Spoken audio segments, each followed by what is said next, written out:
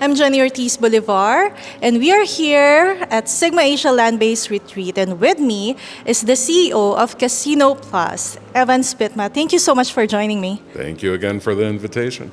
All right, now, Evan, let's talk about the trends in the land-based gaming scene in the Philippines. Now, given your insights on the potential growth outside of Metro Manila, there's always a clamor of, developing not just for the industry, but generally in the Philippines to develop outside of the metro. What specific regions in the Philippines do you see as the most promising for land-based gaming expansion, and why? Well, I think even taking your example of Metro Manila, it's not only about, that Metro Manila is one of the most competitive markets in the Philippines, I would say. You've got 𝐂𝐭𝐡, you've got the land-based, all fighting for that market.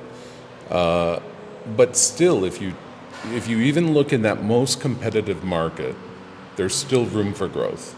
A great example of that is 𝐂𝐨𝐿 North. A beautiful property, just opened up, again, away from Entertainment City. And if you look at that property, they have provided the right product mix for that location. So, and that's in the most competitive market, and it's full, right? Yeah. So if you take that example of just being in the most competitive market and still succeeding with a new property, the rest of the Philippines is just wide open. So there's huge opportunities. I previously spoke more about towards the south, but really it's about product mix, and location. Right. Okay. So, well, in one of your interviews earlier this year, you mentioned the importance of focusing on the mass market in the Philippines. Yes. How does Casino Plus tailor its offerings to meet the preferences of, local players, particularly in terms of slot machine games? Yeah, we definitely have become very popular for our slots. So I'm going to have to give a little bit of the secret sauce away. Thank you. So I think we really just took a look at the Filipino player and the reasons why they actually want to play. So if I asked you, why do you want to play this slot game? Most of them will say it's because of the jackpot. So we saw that, we knew that we needed to provide a product that would pay out frequently, have larger jackpots.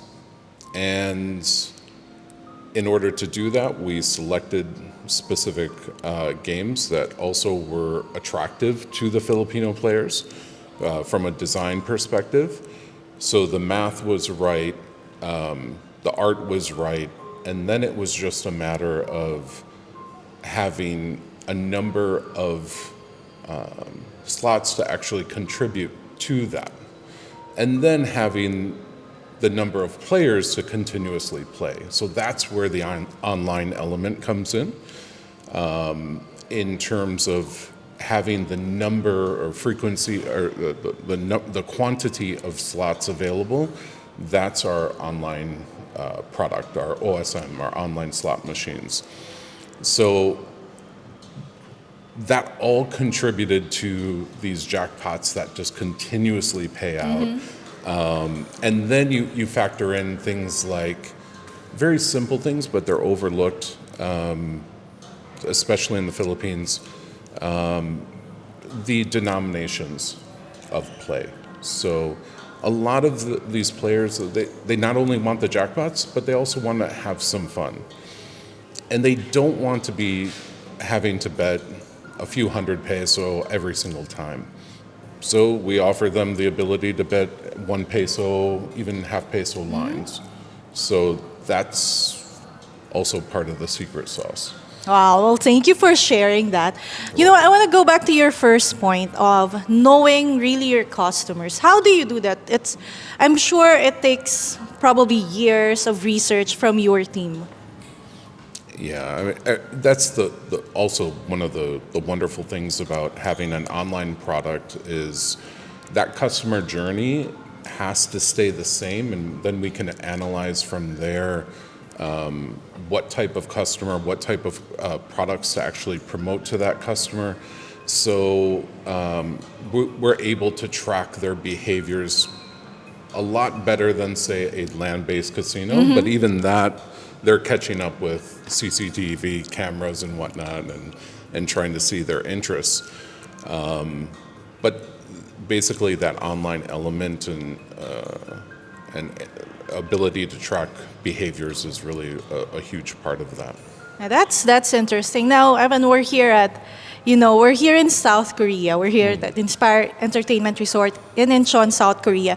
With South Korean, tourists being the top foreign visitors to the Philippines, how is Casino Plus planning to attract and retain international tourists such as Koreans? It is a beautiful property here, and the international player is definitely important to our land-based casino. Here it's a little bit of a blessing and a curse. Our casino, our land-based casino, is based out of Clark, and it's the closest to the airport of any other casino. So that airport is growing tremendously, has a number of direct flights from Korea every single day, as well as other nations. But it's a blessing of location, but the curse is our footprint is limited. So we cannot expand because the airport is there.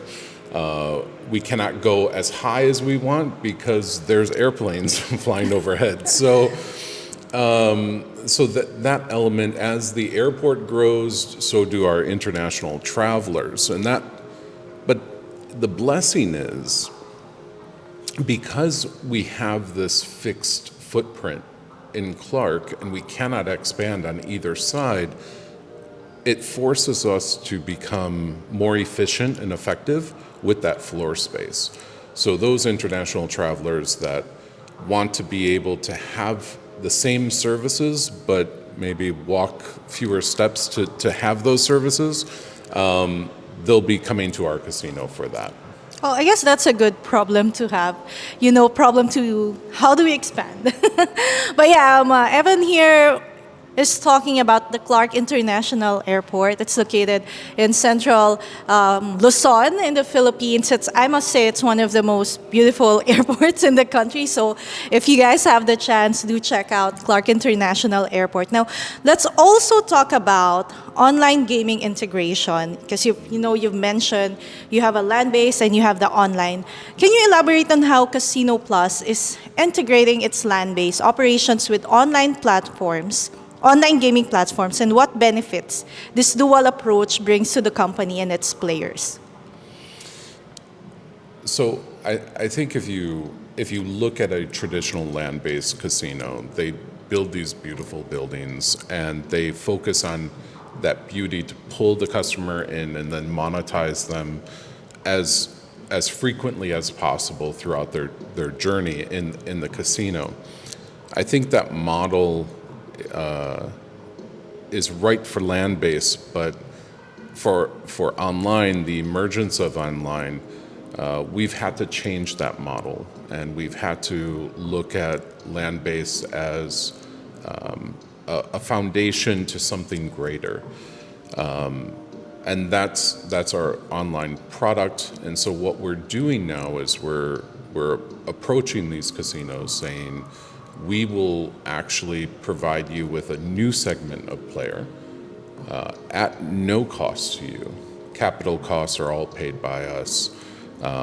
In terms of the technology back end, it's all provided for complete visibility, and it's also managed as well. So it's self-managed. And then it also opens up, that platform opens up to players that are in our database, maybe 12, 13 million right now, maybe even more. So that's kind of the approach we're taking with our online segment and approaching casinos throughout the Philippines. We've had great success already. maybe a little bit too much success, but it is a scalable model, and we've now got some of the largest casinos coming on board. So it looks like we're going to expedite that shift from taking a land-based casino online, and we're going to show them what really is what that market could potentially look like for them online without any of the costs associated with it. These land-based casinos typically don't have the back end, the technology back end to really just make these new segments out of thin air, and that's what we're providing for them.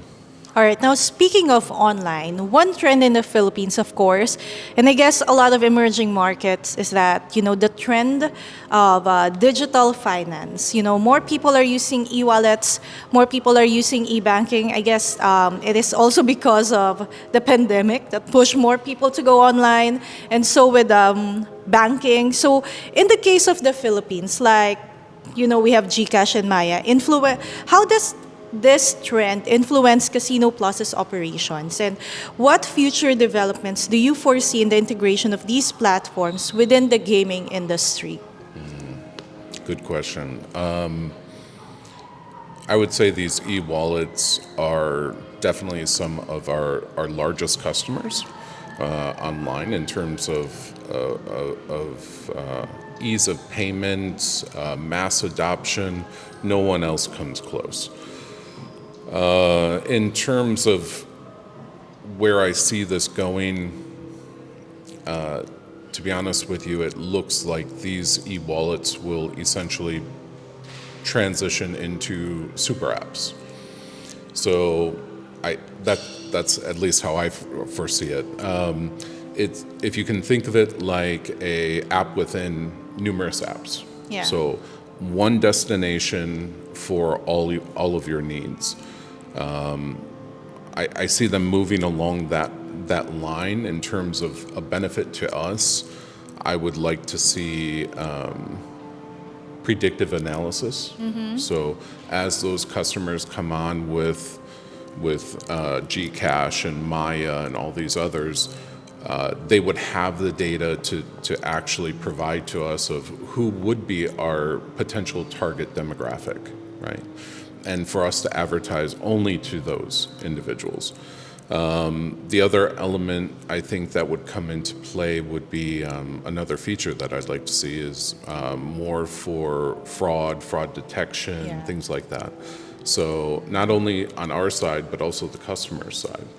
So these are apps that are backed by banks, and if they can provide higher levels of security as well as KYC, I think that would be really beneficial to the industry. I couldn't agree more. I mean, I know a lot of people, and I'm sure, most people now in the Philippines and all over the world are really using e-wallets, and I guess we'll see how the gaming industry will integrate that.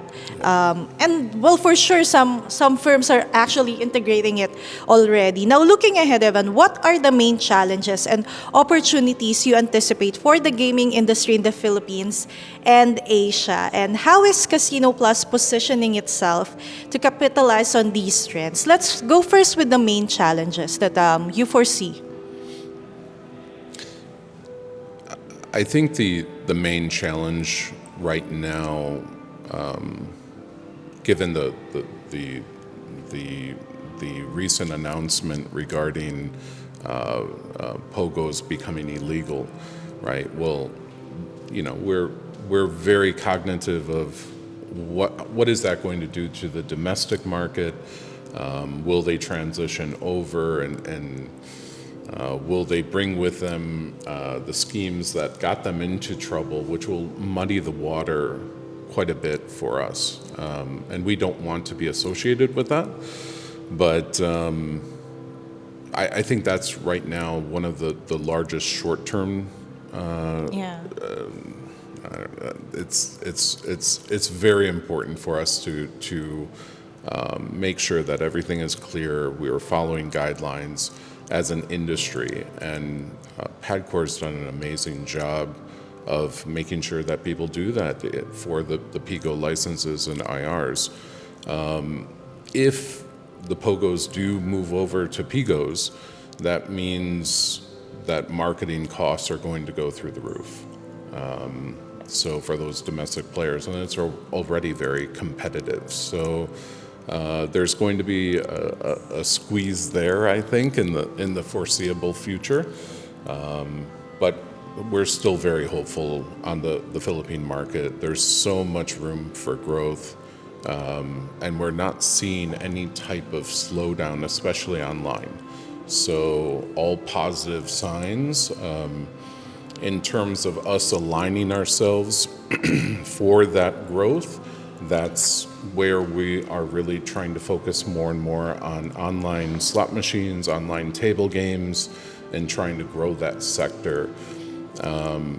We feel that if we're able to bring on the land-based casinos throughout the country, it's going to create more of such a solid foundation of having both land-based as well as online covered, that these external issues won't really affect us as much anymore. We'll see. And I guess we'll definitely watch out for the development, especially on the regulatory side. I want to touch a bit on the POGO ban. Did it affect, generally the industry, the gaming industry? So the POGO ban for us, it's very, even at this at this conference, I've had to inform people we are not a POGO. And there's not really a clear understanding of what is a 𝐂𝐭𝐿, what is a POGO, and what is an integrated resort.